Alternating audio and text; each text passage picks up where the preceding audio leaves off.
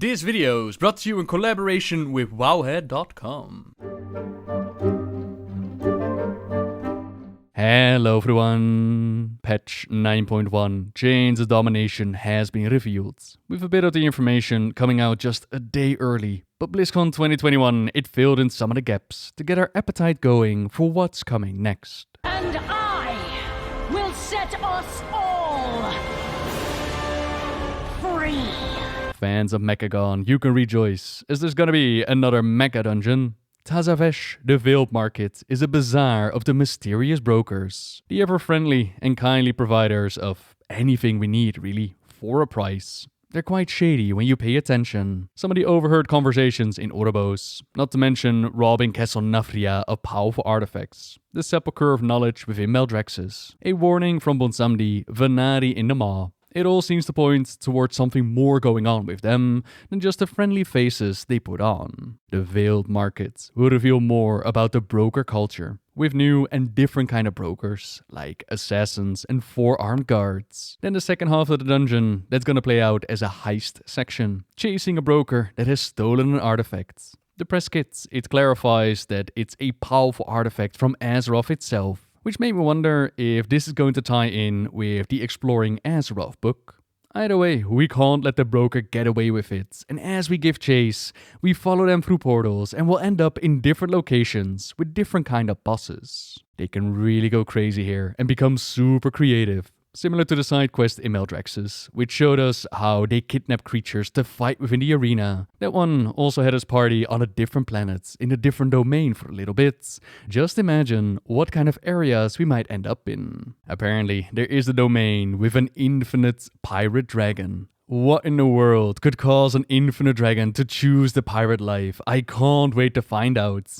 Now that's the smaller part of the story for the patch, diving deeper into the broker lore, which is great, and I really hope that they'll still dedicate a full patch to them in the future. Then the bigger chunk for the story of Chains of Domination, that will revolve around the jailer, Sylvanas, and the darkness of the Maw. Quite early in the expansion, to be honest, which makes you wonder what else they got planned for the Shadowlands as a whole, since this dives into the whole reason as to why we go into the Shadowlands to begin with. Within the realm of shadow lies the darkest of terrors, which should never be set free.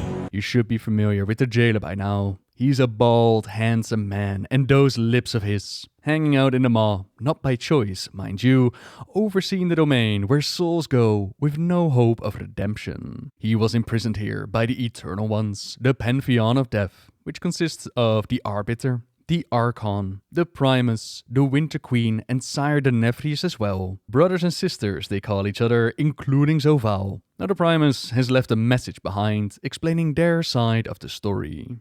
Ages ago, the Eternal Ones punished our brother Zovaal for his treachery.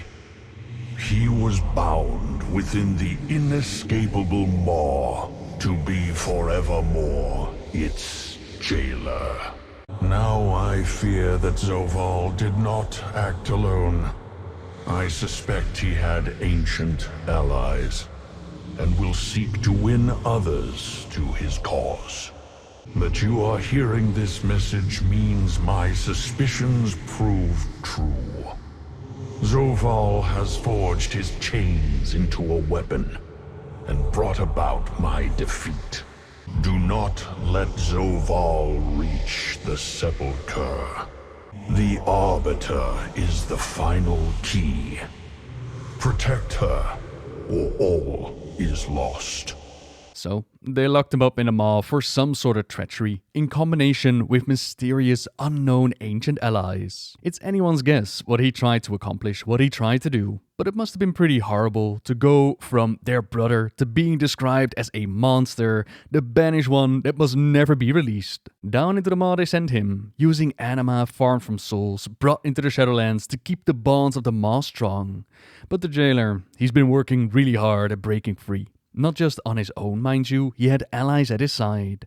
Even Sire the Nefrius has been convinced to join his side, who tells us a little bit about the jailer's end goal. Now paves the path for the banished one to reclaim what was his.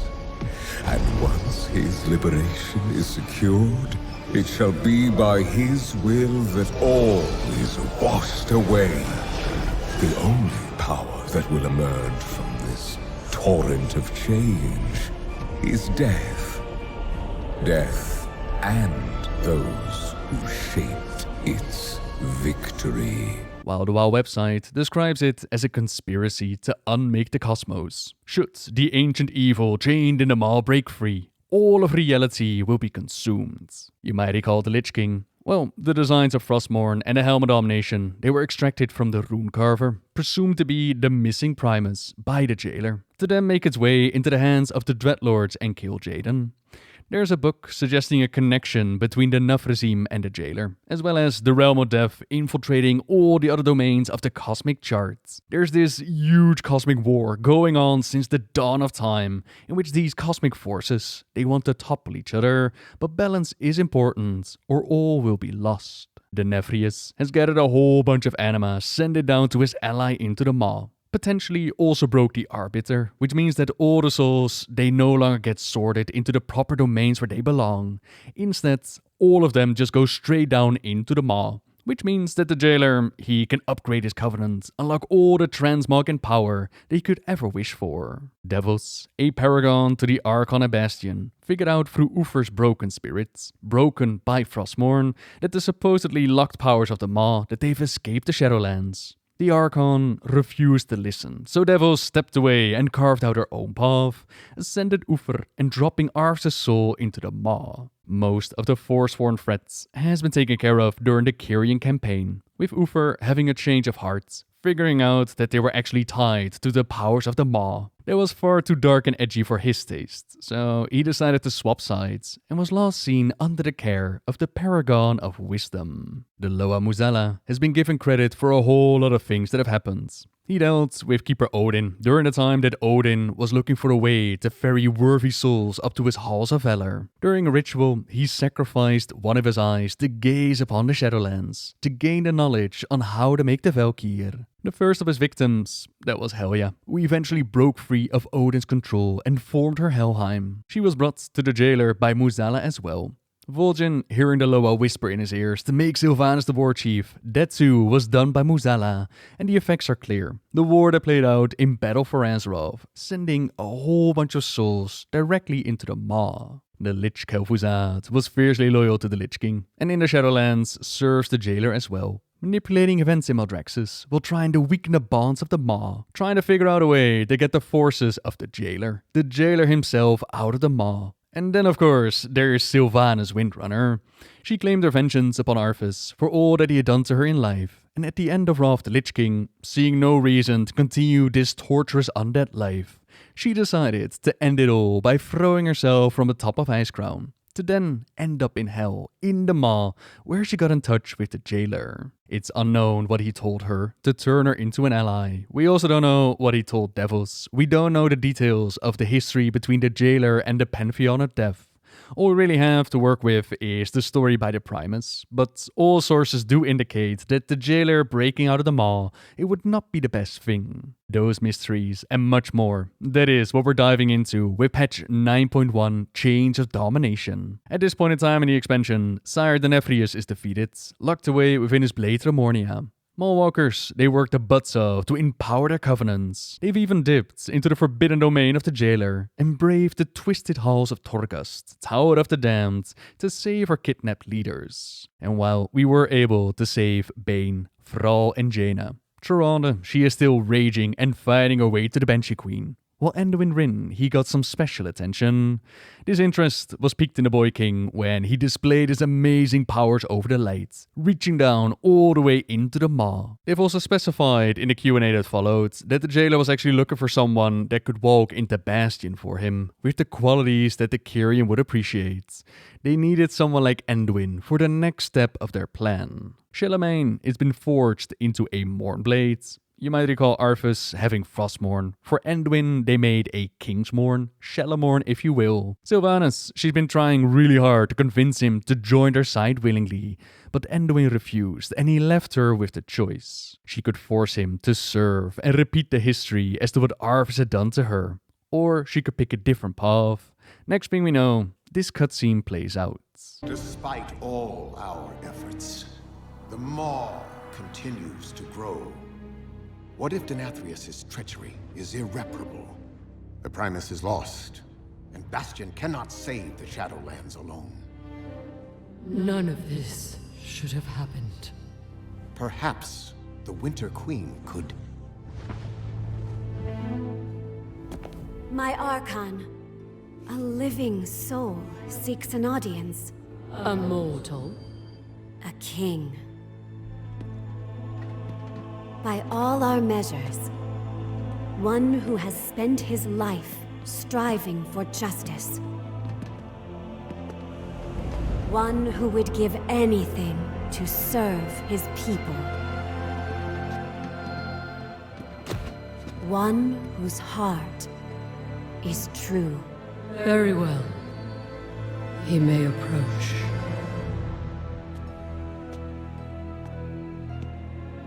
Step forward.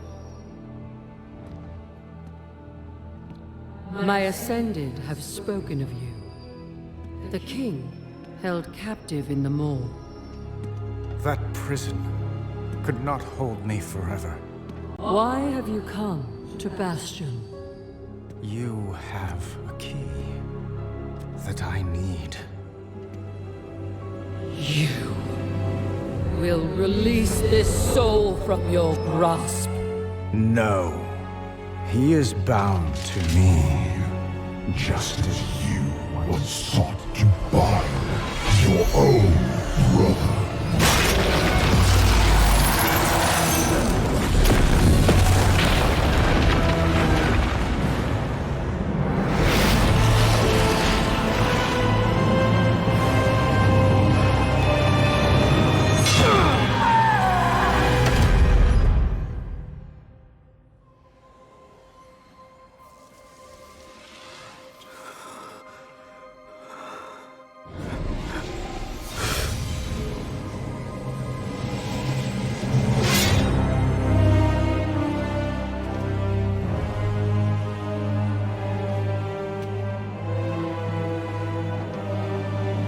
The vessel performed its part flawlessly.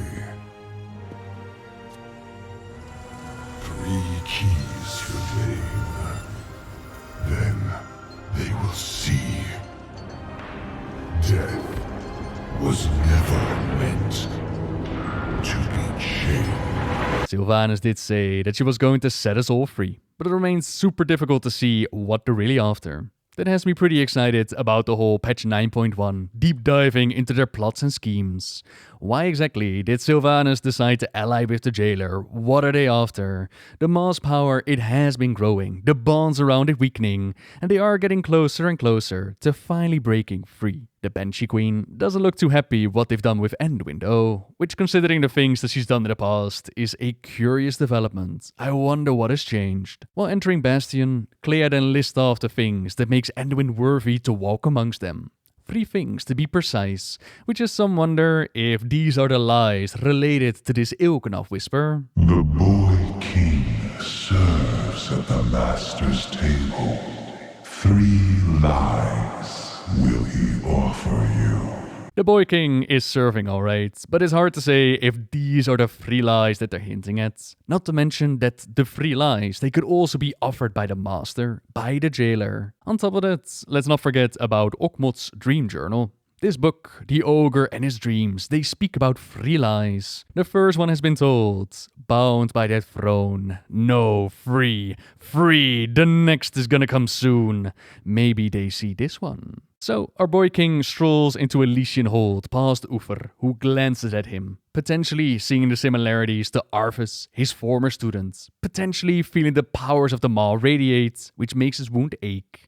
I really wish that the press kit didn't drop early, because it would have made the reveal that much cooler. Some have been wondering, is this his permanent fate now? Forevermore Anduin the Death Knight? Not necessarily. If we're dealing with the domain of life in the future, they might be able to reverse what they've done to him. Now Anduin, he didn't escape Torghast on his own, and he uses Shalamourne to drain something out of the Archon. There's something here with the symbol of the Kyrian that he drags out of her, leaving the Archon to her fate. Her hand is still moving, which is a subtle hint given in the cutscene, and then later confirmed in the Q&A that the Archon is not truly finished yet, and we're going to pick up the story in the aftermath of this attack.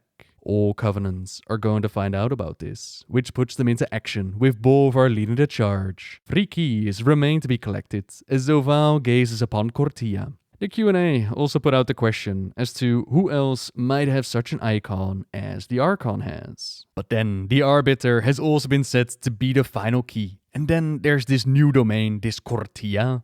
This is a long-lost domain pulled into the Maw itself, because the jailer is searching for the key to fulfill his twisted designs. Safe to say that keys are definitely gonna play their part, but there is so much unknown about them. The sky is the limit. Who knows where they're gonna be dragged from, who knows where he's gonna obtain them.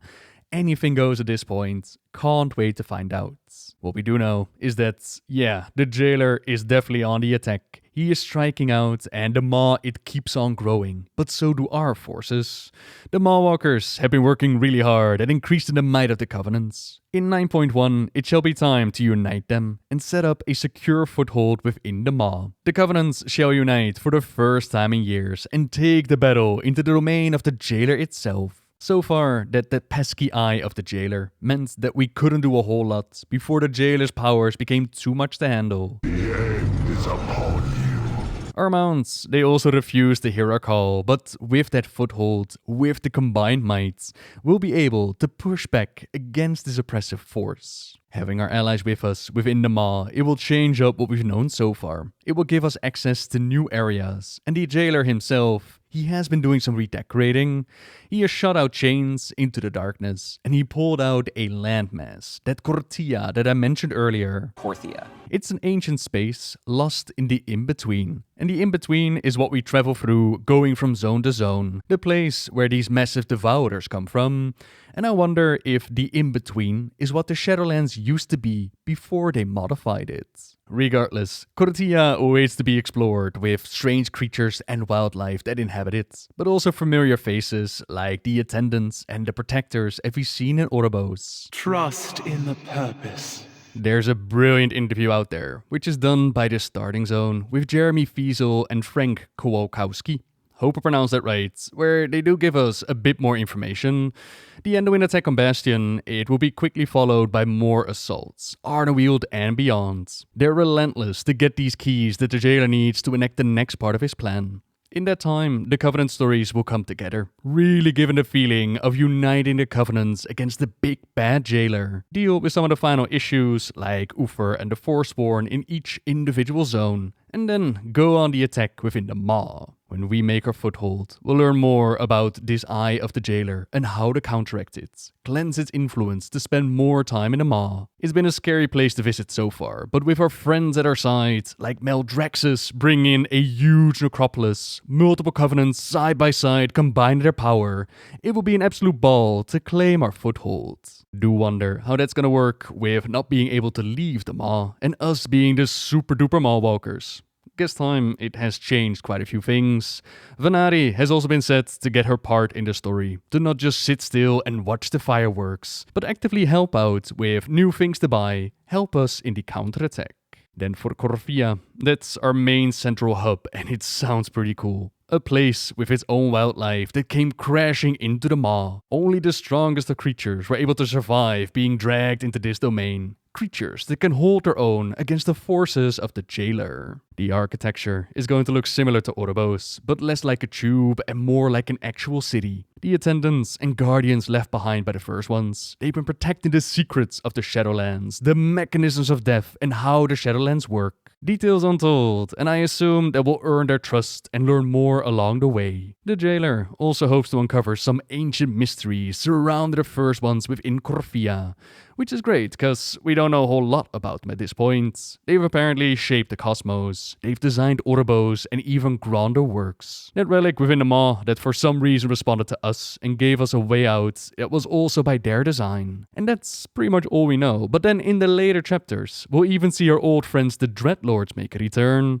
Within Revendreth, there's a book called Enemy Infiltration Preface. We've already dedicated a whole video on this book, but it pitches the idea that the realm of death has infiltrated all the cosmic domains, that the dreadlords are actually connected to the domain of death, rather than disorder and the domain of the demons. This would also explain the missing link between Frostmourne crafted in the Shadowlands and ending up in the hands of Kil'jaeden. As I said, we've done a whole bunch of speculating on it already. Korthia is going to dive more into what they're doing here, who they're working for. Are we going to see the dreadlords strike out to save their sire Denethrius from his current fate? Who knows? And then, with our foothold in the Maw, what better time to make use of it and assault the Sanctum of Domination? A brand new 10-man raid against the Jailer's forces. Not all the bosses have been revealed quite yet, but we do know that we'll get our shot at vengeance upon the Taragru for all the times that they kicked us out of the tower. The Eye of the Jailer, which is going to be a boss, is going to be connected to Odin sacrificing his eye storyline. The Fate of the Damned, which are some of the worst souls for the Jailer's personal torment. They want you to think about what kind of spirits might show up here. The vilest mortal souls of the Warcraft universe. Souls that the Jailer would have a particular interest in. I'd say that an Arthas or a Ner'zhul, they could have definitely made for some nice playthings to the Jailer, since they have failed him in the past. Kel'Thuzad, the Archlich behind the problems of Maldraxxus, he was dragged back into the Maw at the end of the Necrolord Venthyr campaign. He's going to come up as a boss for like the third time now. Will killing him in the Shadowlands finally put a stop to him? And then the last name mentioned, Sylvanas Windrunner. This could mean that Sylvanas will end up like a Gul'dan, used to bring us into the next expansion, to then just appear as a raid boss and it's all over and done with. I've heard from some that they're rather sick of Sylvanas and they just want her to be gone. Personally, I hope there's going to be more to it. I think a character like Sylvanas deserves more than just, here I am, come take me out in a raid. But we'll find out if we even take her out or if she manages to escape. The end of the fight of this whole raid of the patch, it's going to change the future of the Shadowlands. Of course, they weren't going to spoil the ending quite yet. What they did do was hype up confronting Sylvanas. Several interviews and Q&As where they mentioned that they definitely spent some time thinking about a character on where to take this story. One of the most epic moments with so much story behind it, they described it as. It's not just going to be a simple matter of fighting her with her swords. There will be a lot of story connected to it. Really hope they can deliver. And that's what we can expect in patch 9.1, Chains of Domination. I'm really looking forward to see the details behind the Jailer and Sylvanas further explored. There's the mysteries of the first ones, the connections to the Pantheon of Death, and what might have happened in the past. What made Sylvanas an ally to the Jailer? What did she expect? What are they aiming at? Why is she now suddenly like, oh no, what are we doing to Anduin? I'm still holding on to the guess that the Shadowlands, as we see it right now, it is not the way it's supposed to be. That this whole machine of death is purely designed to keep the Jailer locked away, and that the afterlife is not supposed to be a sorting hat, a working kind of deal. Would be surprised if the Shadowlands remain the way that it is now, when all is said and done. Considering regular people of Azeroth, they popped into Oribos for a visit. They might learn what it takes to end up in a specific domain and adjust their entire lives to it. I would be surprised if that remains active. Do wonder how all of them are going to react to Anduin's transformation, and if it's going to be a permanent fate, or if they'll reverse it later. It would be a brilliant opportunity to give Uther a second chance at getting it right. With Arthas, the prince was lost forever, and Uther decided to go for vengeance in the afterlife. Now he could be a great aid in turning Anduin back around. Imagine a Varian as a Goldrin Logash running around in Ardenweald. That would be sweet to finally offer his son some awesome advice. Vol'jin, being the new Loa of Kings, he might offer the boy king some advice along the way. Even Medivh or Arthas could play a massive role in all of this. Anduin has once said to Garrosh that he wasn't an Arthas. It's time to prove it. Will Tyrande make it to the raid on time for that showdown with Sylvanas, considering that she's been raging through the Maw and the halls of Torghast for a really long time? Would be a shame if she missed out on that. Navanos could also still show up for the party, but who knows what the future might bring. I can't wait to find out. By all means, let me know what you think in the comments down below. How was the announcements? How was your BlizzCon? Are you excited for something? Any hopes or wishes for the story? Let me know in the comments down below. And say that you want more details on all the things that we talked about today. Check out the Related WoW article in the description down below. You could also subscribe if you like my videos. Leave a like if you enjoyed this one. And until next time, see ya!